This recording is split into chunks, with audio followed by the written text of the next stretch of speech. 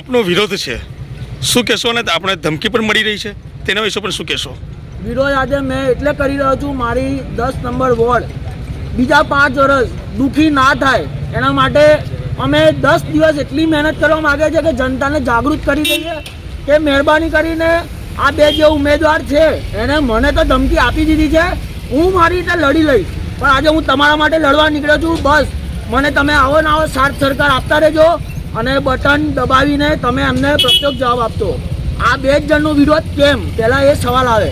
આ બે જણનો વિરોધ એટલે એક 10 વર્ષથી આવે છે અને એક 5 વર્ષથી આવે છે. મેં મામાને પૂછ્યું કે અમે મોદી સાહેબના નામે મત લેવા જઈએ છીએ, ત્યારે પૂછે છે તારા મામાએ શું કર્યું, ત્યારે મારી પાસે જવાબ નથી હોતો. ત્યારે હું કહું છું કે મામાએ વસાડે લઘુમતી કોમને અમારી અંદર અને અમને ફરીને ફરી પછી ઝઘડાયા કરે. જ્યારે આજે તમે બી જાણો છો બ્લિંકિટ છે, જેપ્ટો છે, બધા જ મુસલમાન ડિલિવરી કરવા આવે છે.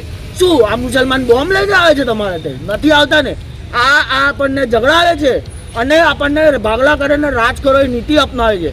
મહેરબાની કરીને આવા ઉમેદવાર ના પસંદ કરશો.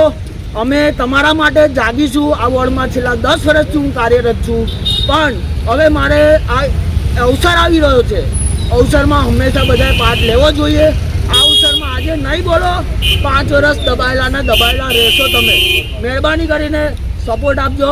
ડરવાની જરૂર નથી. તમારો એક બટન અમારે ક્રાંતિકારીને 5 વર્ષ અમને સુખાકારી આપશે અને અમે ક્રાંતિકારી તમારા જનતાને સુખાકારી આપતા રહીશું. ભાઈ તમારી સાથે જ છે પબ્લિક. જય જય શ્રી રામ. જય શ્રી રામ.